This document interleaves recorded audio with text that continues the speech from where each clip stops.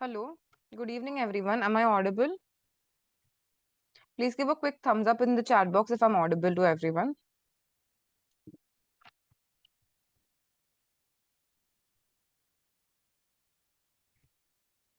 Okay, thank you, Dr. Aisha. So let's begin. This is a short introductory session to the 5-month course that we are providing for MRCOG Part 2.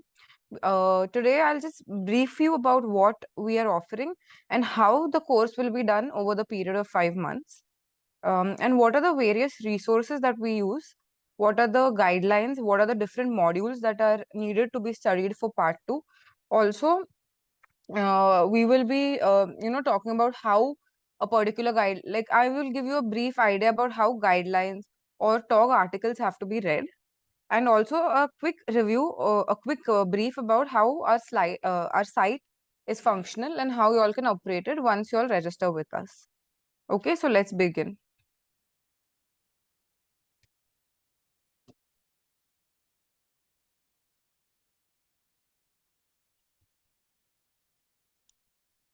So first of all, it is important to understand that for MRCOG Part 2, we have a vast curriculum to cover. It is not like Part 1, wherein we have just the 7 subjects that we need to learn and revise. Here, not only the modules are more in number, but also the number of the sources that we get to read, the materials that we have to read is also very vast and varied.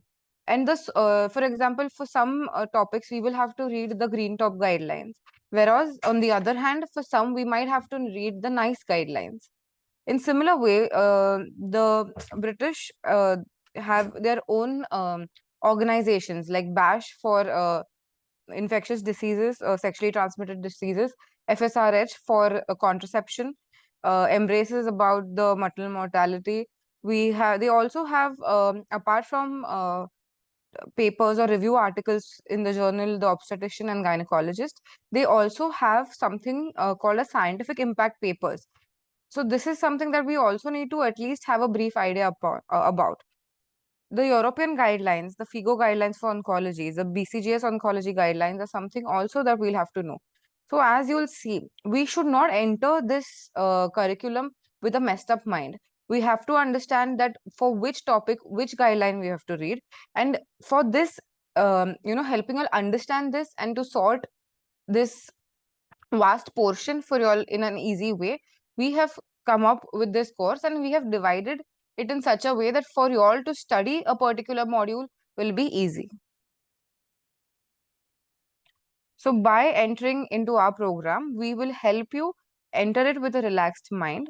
We will have interactive learning sessions, group study wherein we will be discussing the single best answer questions as well as the extended matching questions.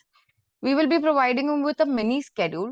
So the mini schedule will be something that will, under a particular topic, under a particular module, we have broken down the different guidelines for you all to read. If it is not possible for you all to read it every day, at least you all will have an idea that this is something that has to be done to complete this module. We will obviously help you all with any stress that you all feel, any doubts that you all have. We will help with resource management. And as I mentioned earlier, we have broken down the curriculum in such a way that it is easy to learn and easy to revise. We have a good panel of mentors, with including mentors who are senior and have a good experience and have been in this field for a very long time. We have also put forth study plans and timetables for you all to revise and learn through our robust notes that we'll be providing on our website, which are not only detailed but they will also help you to understand the guidelines that are given in a simple language, and also we will be helping you to understand the exam psyche by regular self-assessment, as at the end of each module we will have a small mock. As we had mentioned earlier in one of our previous sessions, the exam structure is basically, first of all, it is clear that it is a computer-based exam, wherein the whole thing is solved on a personal computer. There are two papers. There's a paper 1 and paper 2, and each paper is divided into 50% of the total mark. 40% single best answers are present and 60% extended matching questions are there in the exam, thus highlighting the fact that extended matching questions have a higher weightage. But that does not mean that we do not pay equal attention to single best answers, because SBAs are something that will help you pass because they are scoring. The exam structure, continuing further, the paper is divided into paper 1 and paper 2. Each paper has a duration of 3 hours, that is 180 minutes. There are 50 SBAs and 50 EMQs. Now, this is not something like how we had in undergraduate, where paper 1 is just obstetrics and paper 2 is just gynecology. Here, paper 1 could also be, like, for example, if they're giving you obstetrics single best answers, they could give you gynecology extended matching questions in paper 1, and vice versa. That is gynecology single best answers in paper 2 and obstetrics EMQs in paper 2. So this is something that the way they want to mix and divide. So this is not purely paper 1 as obstetrics or paper 2 as gynecology. It is a mixed paper. Time management, a tip that we can give here is that we should, whenever you all will be giving the big mocks, you'll have to make sure that 70 minutes you're giving for the SBAs, that is 35 minutes, or let's say 40 minutes in each section for SBAs and 110 minutes for EMQs. Why so much of time has been allotted to extended matching questions is based on the fact that not only is the STEM big, but the options that they give you 10 options together. So to read them and to eliminate and to deduce the right answer will require time. Thus, 110 minutes are given to EMQs. This is just a guideline. This can just vary person to person depending upon everybody's speed. But this is just a rough structure so that you all can, try managing time better, because trust me, you will need those 3 hours. This is not like part one where you will finish the paper early and you will get time to, go through the whole thing. All of 300, all of the 180 minutes in the first paper and the second paper will be utilized till the end, because that is the amount of, that is the amount of content that you have to read, understand, and answer. Now, what are the modules that we will be covering, and what are the modules that are basically included in the exam? Clinical skills is the first one. Teaching, appraisal, and assessment is something that is different from part one. This is something new, and this is again something completely new for us, because as obstetricians and gynecologists, we have not read about this in our curriculum, in our post graduation days. So this is something that is completely new, and we need to read this. There is clinical governance and research. Research is something that we have tackled in part one as well, and this is where we will also revise it. Ethics and legal issues is also important. Consent advisors are important. Core surgical skills, post-operative care, surgical procedures, antenatal care. Now, antenatal care, for the ease of understanding, we have split it into, infections in pregnancy, maternal medicine, intrapartum management, that is management of labor, and management of delivery. Postpartum problems, like if there's a tear, if there are infections, sepsis can be included in postpartum problems. Gynecological problems, like abnormal uterine bleeding, heavy menstrual bleeding, there are really good, nice guidelines on that, and many more that we will be included in this. Subfertility, sexual and reproductive health, wherein the FSRH guidelines come in. Early pregnancy care, talking about more of ectopic pregnancies, recurrent miscarriage, abortion care is what early pregnancy care will entail. Gynecological oncology is something, again, we have the endometrial cancer, the ovarian cancer, cervical cancer, vulval cancer, and vaginal cancer. They also have the dermatosis, like the skin disorders of the vulva is another important, it's a BASH guideline, because they tend to be precancerous lesions like lichen sclerosis, lichen planus. We'll have to read about that as well. And last but not the least, urogynecology and pelvic floor problems, including, prolapses, wall prolapse. Then there could be pelvic muscle floor training. All of this will be included in urogynecology modules. Now, to cover these modules, we will be taking help from different resources. And what would these resources be? First of all, as I told you all, the reviews that are given in the journal, The Obstetrician and Gynecologist, the Green Top guidelines, NICE guidelines, consent advices, BASH guidelines, the FSRH guidelines, scientific impact papers, clinical governance advice summaries, the ESHA guidelines, which is the European Association, FIGO and BCGS online oncology summaries, and biostatistics and clinical governance guidelines.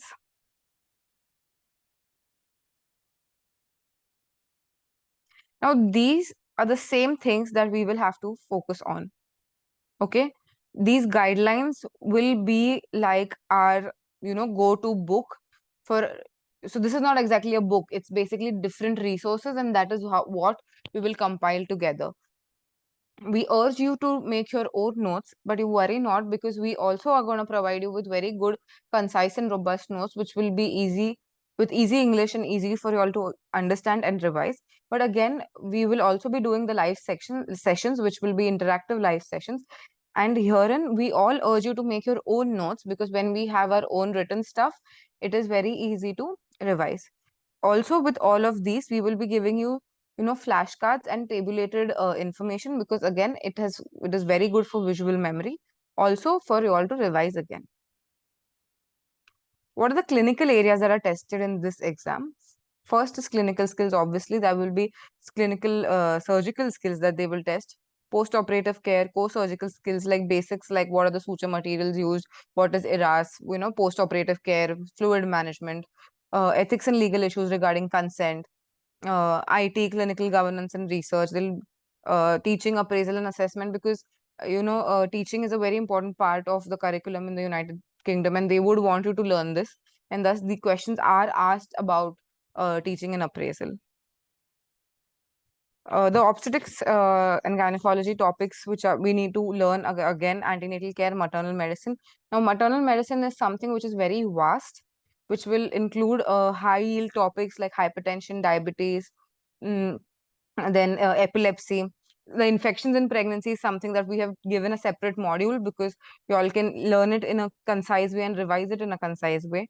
Then we will also include the different talks which will be in maternal medicines, the venous thromboembolism, which is another important point and another important guideline that has to be read in maternal medicine. So don't worry, it's a vast module, but we have made it in such a way that it will be easy for you all to understand. Management of labor and delivery, postpartum problems, gynecological problems, and subfertility. Again, I'm not going to stress much on this, because I've already introduced you all to these different areas. And what important for us to understand is that our study approach is going to be simple and clean.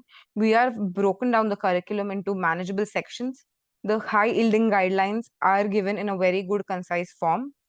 What This is something that I will time and again, emphasize on, would be revision and consistency is the key. It doesn't matter if you have 3 months in hands, 5 months in hands, or 1 year in hand. You have to wake up every day, do your work, go to college or go to work, go to your clinic. But at the end of the day, you have to have your notes, or at least, on the website, if you can open, you have to read something every day, solve MCQs every day, because every day is the key. Consistency is the key to pass this exam. Not only understanding the guidelines. Yes, if I understand the guideline today, maybe after 1 month, I will not remember the guideline, because maybe perhaps we do not use it in our clinical practice. Thus, here what is important, not only understanding it, absorbing the guideline is important, but also revising it and re-looking at it. More than revising, I would say re-look is also equally important. Thus, we will keep on encouraging consistent revision of all the topics that we will be doing and discussing. Again, group discussions and case-based learning will be there. You have to understand that part one tested you on your basics. Okay, they just saw if you were good enough in your basics, and it passed you because you were good enough. Here, they're going to look at you as a clinician.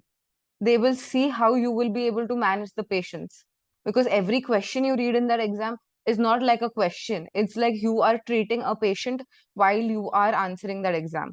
So it is not only important that you absorb and understand this guideline, but you have to train your brain in such a way that you will be able to apply this guideline, because this is what the RCOG is trying to test and teach us. That yes, we have given you the guidelines, we have given you the ABCD, but are you able to understand what the patient is and apply those same guidelines and give them the proper management, is what they're trying to teach you and test you on.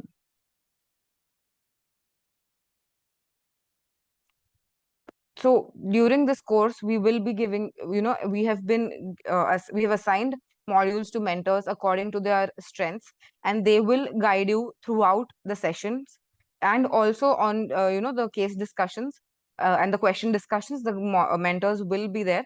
And another important thing while preparing for this exam would be stress, because that keeps on coming into our head, where, if you're a clinician for the past 10 years, or if you're just becoming, you've just cleared your post graduation, or you're in your post graduation and you're studying for this exam, stress is something that will come, because this is something new.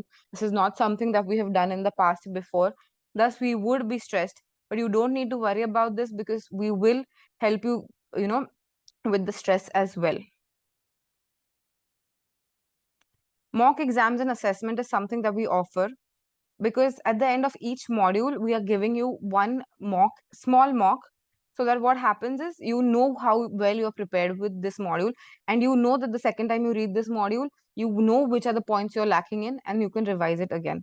Now another important thing is, now for example, if you've answered a question on, we've just recently we've taught you all about, let's say, malaria and pregnancy, and you'll realize the questions that you're answering are wrong. Okay, so that doesn't mean you sit on it. That means at that moment when you realize, okay, I have not answered this correctly, I will go back to my notes and I will open it. I will give 15 minutes of my time right now and go through the whole guideline and read the whole guideline, so that not only will you learn something that you've gone wrong, but you will also take in another added point, or something that you might have missed in the first go. So this is what I call relook, because you're looking at that guideline again. So that is what is active learning, because what we will be, there's passive learning and active learning. Active learning is when you solve the multiple choice questions, and then when you understand that this is wrong, you actively go back, relook at your guidelines, your notes, and then understand the guideline all over again in a new light. I hope I'm clear with what I'm trying to explain, and the whole concept of revision and relooking at what you have written down or what you have learned. Our online platform that we'll be providing is easy to understand, and we will be giving you module wise, curriculum, as well as the question banks, and there will also be progress tracking to identify the weak areas, as I said, uh, depending on the mocks that we'll be giving you. Now, we would like, this is the example of the first module that we will be beginning on 19th of August, which is infections in pregnancy. Here we will have a live lecture on infections in pregnancy. And further, we have just given you a guideline on how the GTGs and the talks can be read each day. You all can do something, it is not necessary that you all follow this to a T. But one thing that is important you all have to understand is, if on 21st August we have given you time to read the chickenpox guideline and the Zika virus guideline, we will be also discussing questions on our Telegram group of the same GTGs and talks.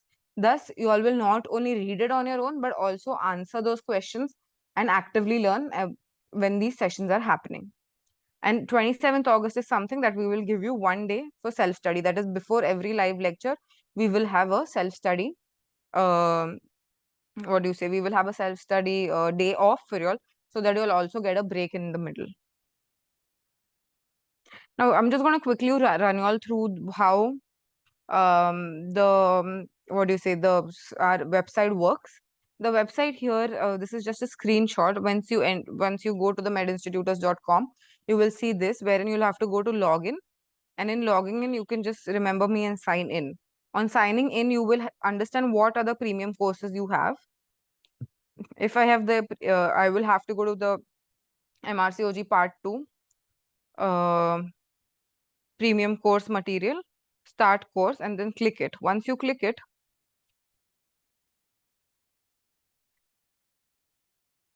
I'm so sorry, just give me a moment. Once you click it, you will come to this page, where you can see at the top there is something called as curriculum, right? So once you press on that curriculum, you will be getting a drop down menu like this, wherein we will be uploading the live sessions as and when they happen. We will be including the module wise revisions, and also we will be giving you nice summaries, GTG summaries, in a short manner, so that you all can revise it, and also the talk summaries. don't worry, they will be divided according to modules as well, but this is wherein you can all find it together. We have the bash summaries, the FSRS summaries, and also as the time goes by, the subject wise mocks will be uploaded. And also we will be keep on adding the flashcards in this session, in this subheading. So under this one drop down menu, you have all your data at your hand. And of course, we've also given you the PDF of books which are available.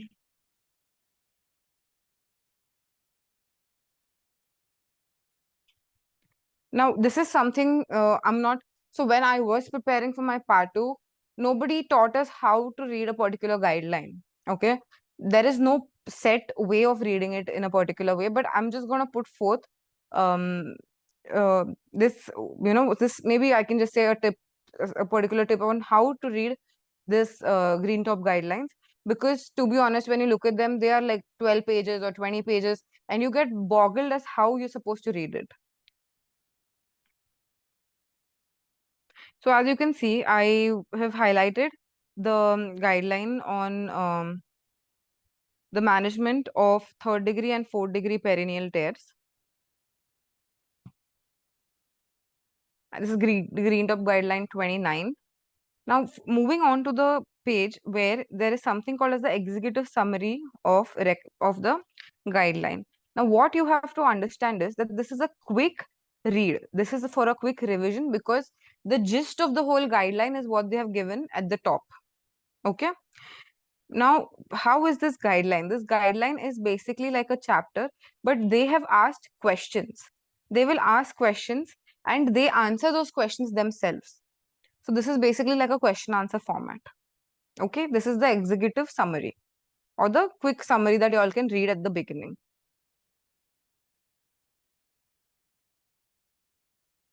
Now, as we scroll below, we can see that there are some important points that you want to highlight. Now, example, I have a habit of highlighting whatever I feel is important. I highlight it or I take a note of it down somewhere and write it in the, I can you can make it on pen or paper or you can make it on your iPad, depending on you. Now, this is where the whole detailed guideline begins. Okay. This is purpose and scope. That is something not important. Again, how they've basically, this is about the review, how they've uh, written the whole guideline. What is important for us is to the introduction and again answering of the questions. They are the same questions how they have questioned in the executive summary, but here they will give it in more detail. That's the only thing that is important. Now I have been highlighting this evidence levels, D, what is this tick mark. Now when I first began reading it, I was always wondering, what is this? What am I supposed to do with this? How is it going to be helpful for you, helpful for me? Now, this is basically evidence-based medicine, and evidence-based medicine has helped them write this guideline. Thus, by giving this, they are telling you what is the level of evidence that they are providing us. Okay. So, just give me a moment, let the videos end, and at the end, I will discuss what it is, the D, the C, the tick marks, the plus, evidence levels. Okay, don't worry about this. This is very easy. This is not something that they're going to question you on. Okay, this is not something they'll question you on. This is the matter that they'll question you on. Um, just give me a moment, please. It's just, again, important question. You mark it, you are noted. The whole guideline, they will quote studies, they will quote figures, but that is not what is important. What is the inference of all of these studies? Because there are a lot of meta-analysis that happen. And what is the inference of these meta-analysis is what they have included in the guideline. Or what is the best clinical practice that is they have included. Also, there are numbers that are given. So when we give our notes, we will also give you the percentages, the incidence, the prevalence. But if you want to read the guideline on your own, you can also highlight it and make a note on your own. These are references. We don't need to pay attention to this. And these are the, the 1 plus plus, the A, the B, the C, the D. They're levels of evidence or grades of recommendation. This is something you can just go through because they can ask you this in the research module. And the tick mark just means good practice point, wherein the team which is making the guideline has come to this with their own clinical expertise. Okay. I hope this is clear now. I'm just going to give you all a minute to, if just to ask me any questions regarding this particular way of reading the guideline. If you'll have any doubts, quickly type it in so that I can answer it now itself. Because then I will be moving on to how you can read through a TOG.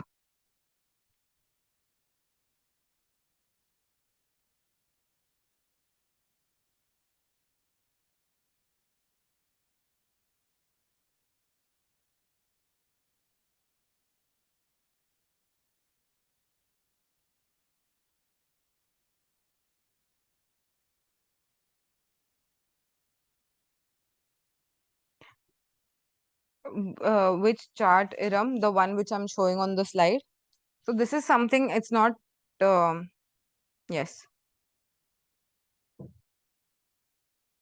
So it's basically classification of evidence levels. 1 plus plus means it's a high quality meta-analysis. Systemic reviews are present in a standardized, controlled, randomized controlled trials. So this is all from our research. This is not important. So when you're reading a guideline, it is not important that you have to remember, oh, this evidence is 1 plus plus or not. It is just something for clinical practice. Whereas this table can be important in a research module because they can ask you what is the grade A of evidence, or if there are, a single best answer can come on this. If there are multiple, if there is a single randomized control trial, what level of evidence will it be? Dr. Ruby, ma'am, do we make notes of the guidelines? So, Dr. Ruby, we will be providing you with concise notes. But when we are teaching you, every mentor is teaching you in the live lectures. It is important for you all to. So there are, everybody has a different way of studying. Like I'm someone who makes my own notes, whereas there could be people who would just prefer, just jotting it down somewhere. Or if you have an iPad, you can just make notes in your iPad. Some people want to write it down with a pen and paper. It is up to them completely. But I would urge you all to make your own notes, not maybe from these guidelines. You can read our notes for that, but during the live lecture especially, you can, make your own notes. So going through the executive summary alone is sufficient. So to be honest, it is sufficient. But if you are someone who has time in hand, you have enough time in a day to read it, I would urge you all to read the guideline. Just go through it once. We will be teaching you the guideline. We will be teaching you what is important in the guideline, what is needed for you to answer the questions or solve the MCQs, solve the EMQs. But for your, you know, I used to get a summary of the guideline, but I used to still go back and read because I did not feel satisfied that, okay, maybe I just want to look at it. Because there are tables and flowcharts in guideline which are also very important. You get it? These flowcharts, and they are all available free on the RCOG website. So once you look at these flowcharts in the guideline itself, you can develop a robust memory, which is visual memory. Also, you have to understand that we will be providing with flashcards, with tables made on our own, tables which will help you remember. But also looking at a guideline would be easy for you all. I won't say that you have to sit and read the whole guideline and waste your time. What I would suggest is you read our notes, attend the lectures, and if you feel like it, go through, skim through the guideline. Because why? If you are going with a blank mind and reading it for the first time, it will take you maybe an hour to read one guideline. But imagine if you're reading the summary, or if you're attending the live lecture, you're already sensitized to the information given in the guideline, and your eyes will automatically look at the words that are important, highlight them, and just revise your, it will be a quick revision for you all to read the guidelines. Is reading the recommendations in the start not enough? Do we need to read the details of it? Because mostly it includes, yes, Myra, Dr. Myra, you're really right that it mainly includes studies. So that's what I'm trying to tell you. When you read our concise notes and listen to the live lectures, your brain is automatically trained to take up high yielding information from the guideline. Okay, moving ahead.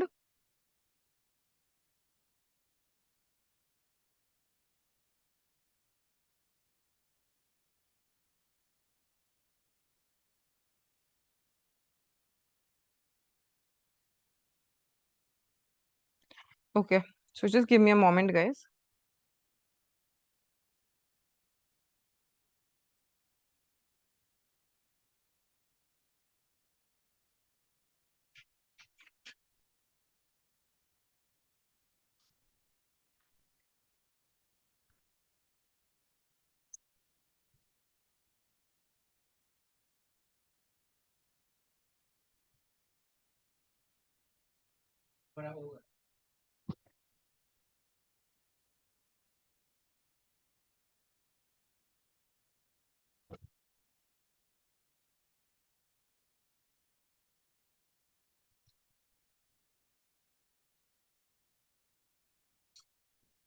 This is how a short video on how you can, read the talk guidelines. I'm so sorry. This is, I think, yeah, you all can see now. So this is basically the talk on liver masses in pregnancy, wherein, there is again an abstract which is given in the start. All of these are review articles. So these are basically like chapters, and they are small, small chapters with, information given in a concise way. Here there's an introduction. Then they have highlighted what are the different investigations that are there, what are the different, what do you say, uh, for which form of liver masses, what form of investigations are needed. Again, you can highlight it and make your own small annotations while you're reading the article.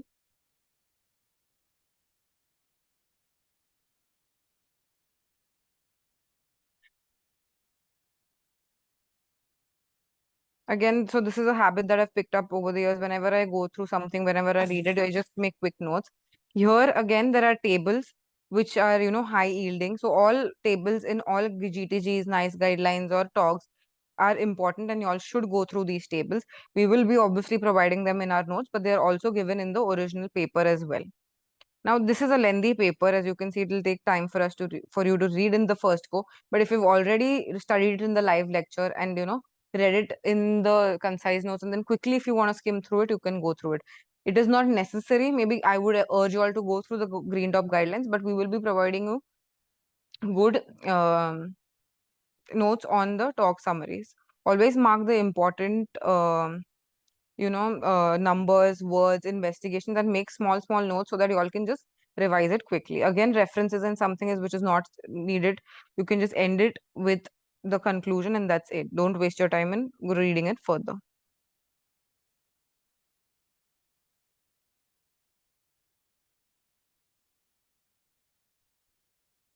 Now, this is an example of how to prepare a module.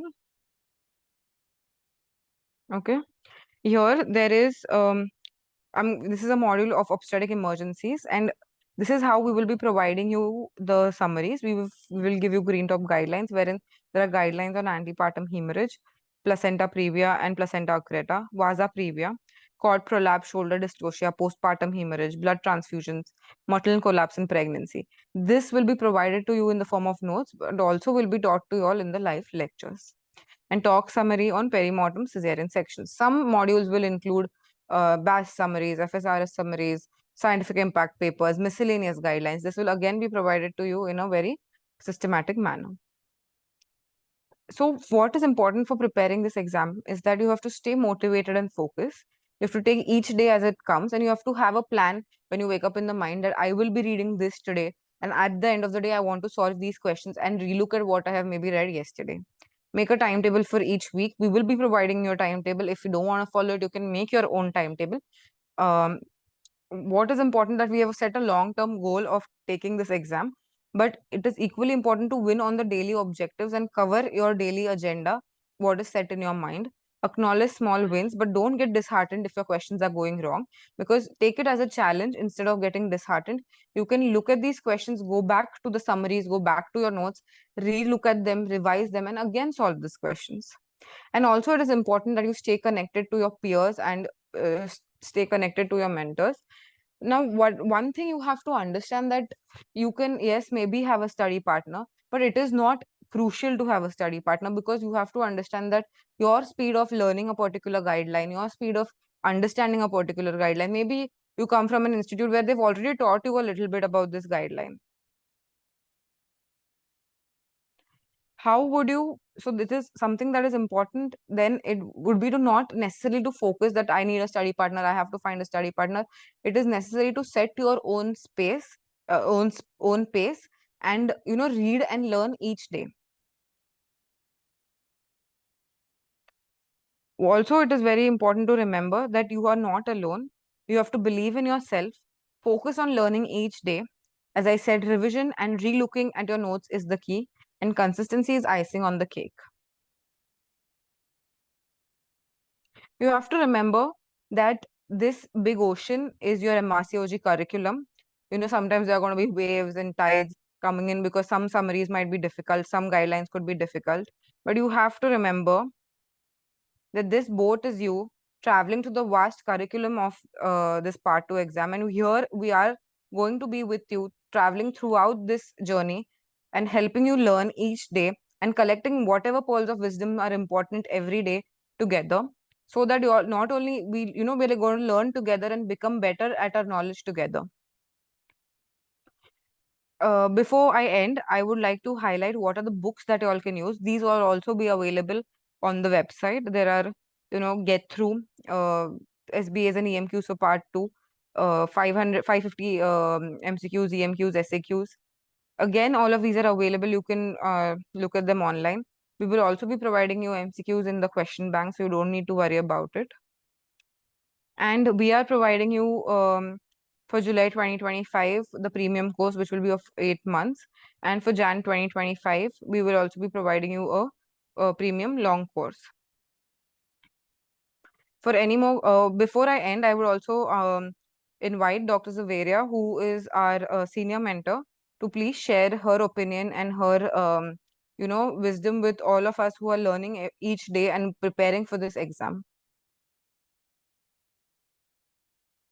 Hello, good day to all of the candidates and very warm welcome. And thank you so much, Dr. Madhura. You have explained really well, and I think they all will get benefited from your guidance. There are only few things I would like to share from my experience. One of them is that, when you are preparing your part 2 exam, don't prepare it just like that you are only going to give part 2 exam and then they will not be at part 3 exam. The things which you are going to read now will help you in part 3 also. Part 3 is part 2 and part 3 are basically your management skills and your knowledge based exam. In part 2, the aim is that they test your knowledge through EMQs and SPS, and in part 3 they again test your knowledge, but as a clinician sitting face to face with them. So it's actually the same thing, but the presentation of part 2 and part 3 is different. So that's why I always emphasize that once you're preparing for your part 2, prepare it fully so that when you're going to part 3, it is a very easy, journey for you. And also, if you allow me, I want to share something, my screen with you, and I want to show you some guidelines. Can I do that? Minal, can you allow me to share my screen?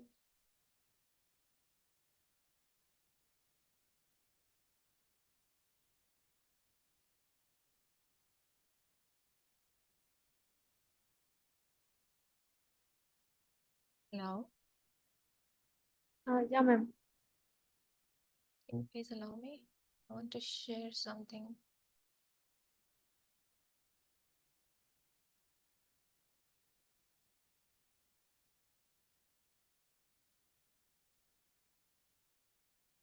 Okay, till you allow me, I'll speak about these summaries and their guidelines. Please, my dear candidates, remember one thing, that summaries are not the replacement of guidelines. At least for once, you have to read your guideline from end to end. Don't think that you can only read summaries and pass the exam. Of course, summaries are very are going to help you.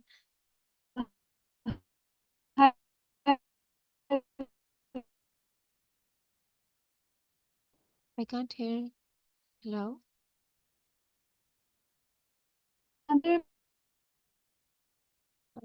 Sadia, I can't hear you.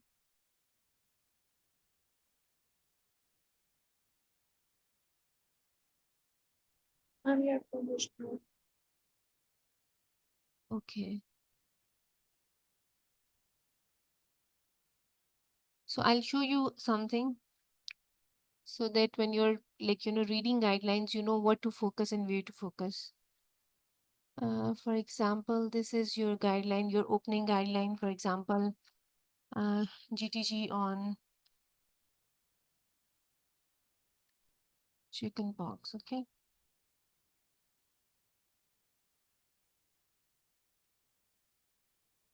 So if you're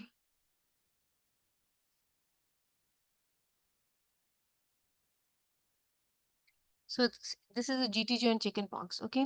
So what is important, this guideline is you say it's 17 pages long.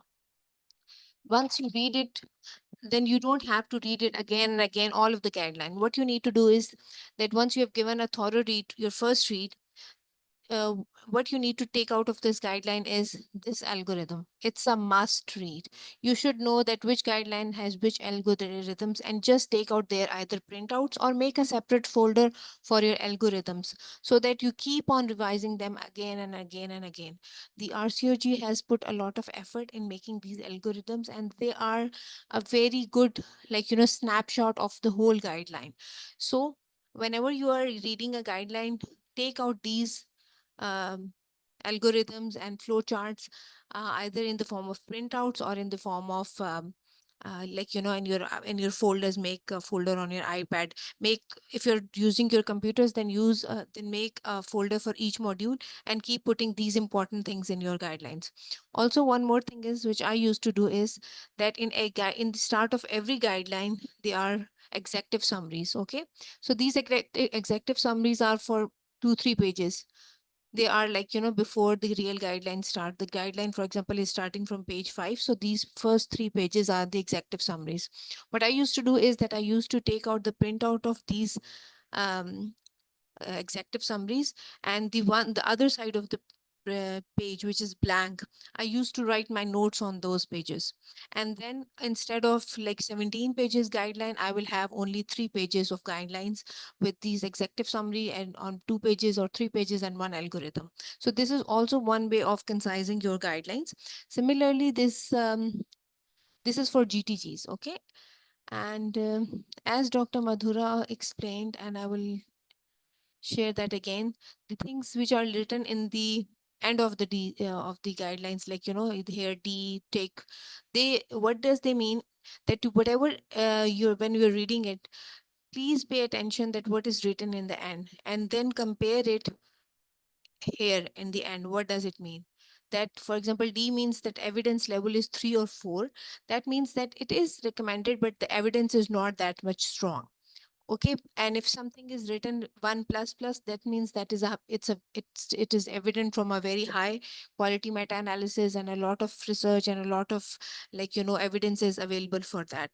And similarly, when you're reading a guideline, please pay attention to what the word they are using. It's we are not acclimatized to the language of RCOG in the beginning, so you have to make yourself acclimatize with that language.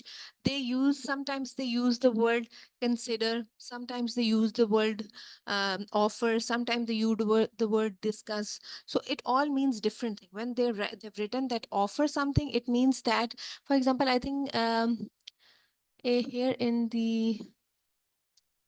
this guideline also they've written this. Wait 1 minute, I'll just show you that. See, here it's written, oral acyclovir should be prescribed for the pregnant women with chickenpox if they present within 24 hours of the onset of the rash, and if they are 20 weeks of gestation or beyond. And use of acyclovir before 20 weeks should also be considered. So can you see the difference in the language? It is considered, and here it is prescribed. Similarly, if they are sure about something, they will say offer this to the woman, recommend this to the woman. But if they are, like, okay, you can discuss with the patient, you can offer her, or she can decide on her part, then they will use the word discuss. So you have to pay attention to these words, because when the MCQs and EMQs especially are coming, they are playing with these words. They will write, you will think that, oh, okay, I choose the right answer, but you will not pay attention that whether it was offer word or it was consider word. So they're actually checking your knowledge, and they're also checking your intelligence, that how smart you are, that you pick these things also.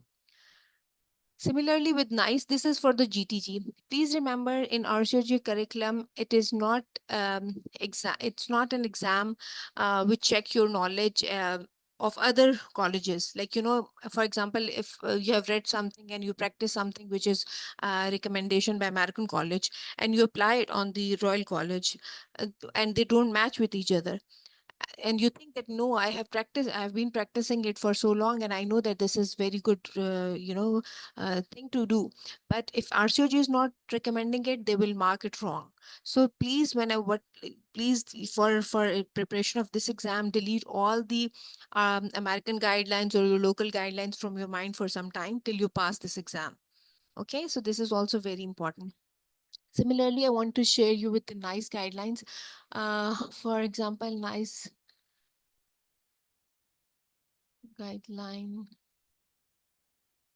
on subfertility. Okay, it's a very long guideline. NICE guidelines are usually long guidelines, but I want to show you something that here, if you go and download this guideline, you will see. 1 minute.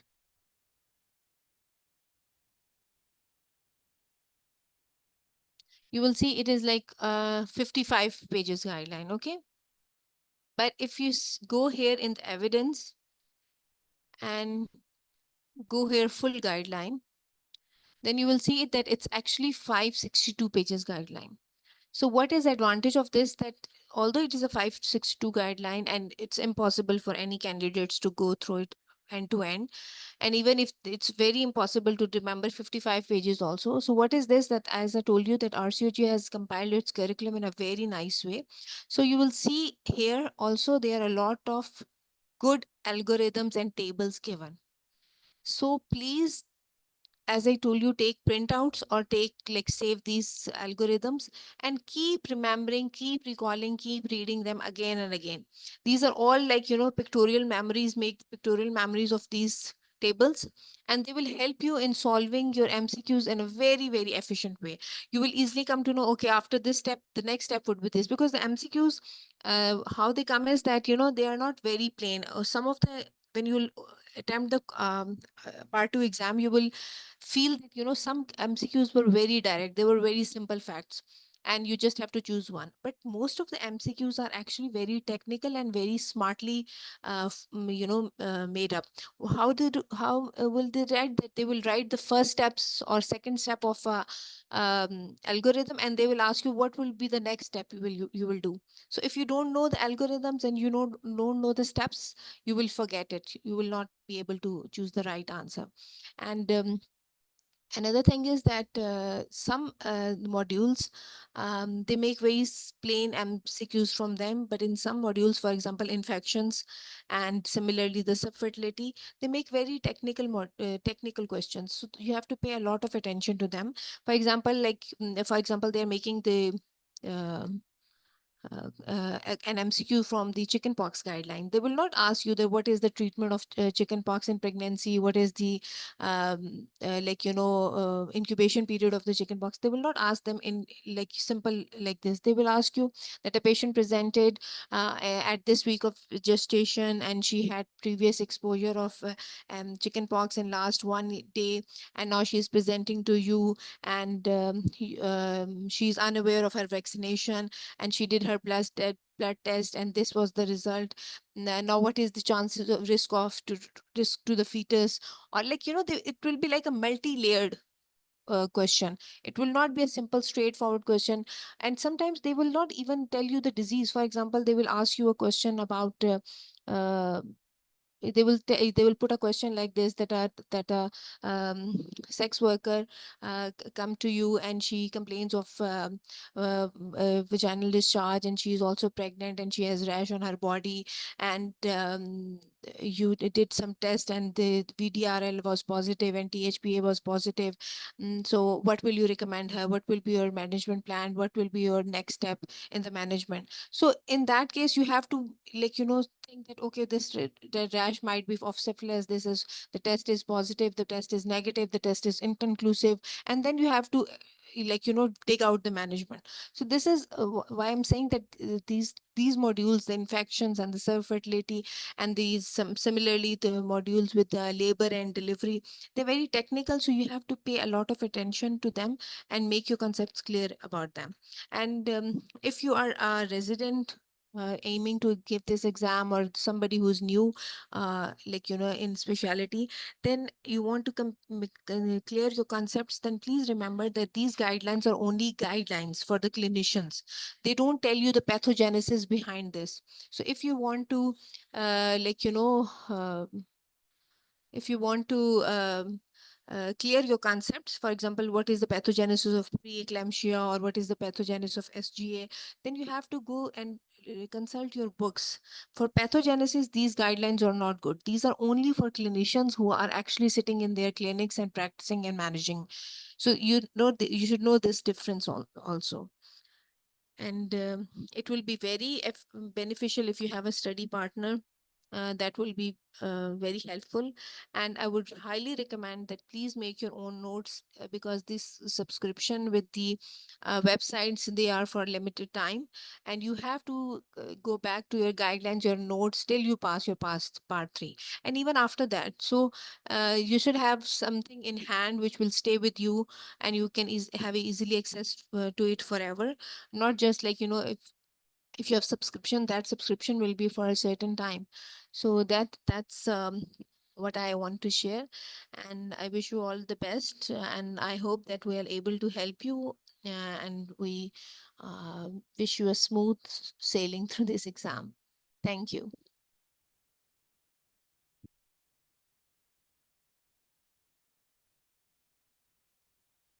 Thank you, Dr. Zaveria, for sharing your tips and tricks and guidelines on how to read and understand these summaries. If you have any questions, please type it in the chat box so that we can answer and address them.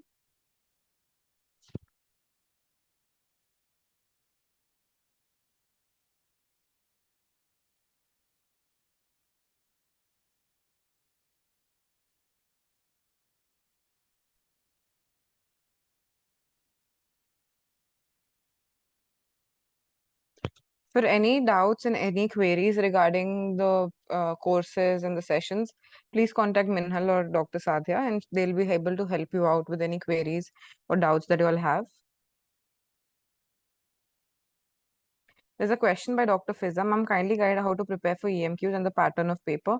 As we mentioned at the pattern of paper, we have 40% are SBAs and 60% are EMQs. How to tackle EMQs, we will start teaching all in the live lecture, so don't worry about that. How many reads should be there for guideline? At least twice would be enough. Again, depends on how confident you are with that guideline. Some guidelines are easy to remember. You can do it in one go. But I would say that a complete revision once at least is needed for all guidelines. So 2 reads minimum. If you'll have more time, you can go for the third read as well. Dr. Madhura, please, can I add one more thing I forgot? Yeah, sure, ma'am. Yeah, thank you. And another important thing is that, once you're preparing for part 2, please remember that there are certain things which are concept based, and in those things you have to clear your concepts. And there are certain things which are actually factual. They are simple, like, digits and simple numbers, and you have to remember them and cram them. So, and especially, when you're giving the exams and you're reading the consent advices and you're reading the incidences, every candidate is concerned that how we remember them. Every time I start forgetting them, I keep forgetting them. So what is, like, the easy way? And it's actually a very challenging thing, because somebody like, us, who is more focused on making concepts, when they have to remember the digits and number, it becomes difficult for them. So what I can suggest is that whatever guidelines you're reading, please make a separate, like, either notebook or either, like, a folder in which you start you keep writing your incidences. For example, the incidence of shoulder dystocia, or incidence of gestational trophoblastoma diseases, or anything like this. Okay, so please keep writing them and keep going through them again and again. Whenever you are getting time, you are going to like, you are uh, whenever you're free in your clinics or in your home, at whatever time you're available, just go through them, and it will just stick with your mind. And similarly, keep, like, discussing with your study partner or with any colleague that, okay, I've read this thing, the shoulder incidence is this, shoulder dystocia incidence is this, the incidence of self fertility in couple is this, and like this. So this is an important thing, because incidence, these are very easy questions, and they give you, like, full marks, but the only thing you have to do is that you have to remember them. And actually, when you are in going for part 3 and you're counseling your patients, these incidents will also, you have to code them in the counseling for the patients also. So you have to actually remember them. So this is one thing I also wanted to share. Thank you. Thank you, Dr. Saveria. Yeah, this is another important point that I told you all, that single best answers do ask incidences and prevalences. So whenever you're reading, whenever you're revising, make your own notes, make a table, or as ma'am said, either in your iPad or a notebook, And we don't worry, we will also be giving you, flashcards. And while the live lectures, the mentors will highlight these incidences and prevalences, so it is easy for you all to add it to your notes. But this is something that has to be, at least you'll have to keep on looking at these numbers again and again, because they are volatile. So again, put it up on your room, in your room, or save it in your folder, save it in your your phone or your iPad or wherever you're reading it, and you can easily just look at it again and again. We have to prepare more for EMQ. Dr. Bhavna, we have to practice more EMQs. That is right, because so that is what I'm trying to tell you. There is no set portion that this is going to be asked in EMQ or this is going to be asked in SBS. Once you understand your content properly, the guideline properly, you will be able to solve the extended match questions as well. So application of the guideline in the extended match questions is important, and the more you practice the EMQs, the more easy it is for you to understand and solve them as well. So yes, maybe we will have to pay attention to EMQs a little more, because it's a different format of MCQ which we have not solved in the past. SBAs is something that we have solved in the past, thus making easier for us to solve the SBAs, a little more difficult to solve the EMQs. So yes, we will pay more attention in preparing you all for EMQs as well.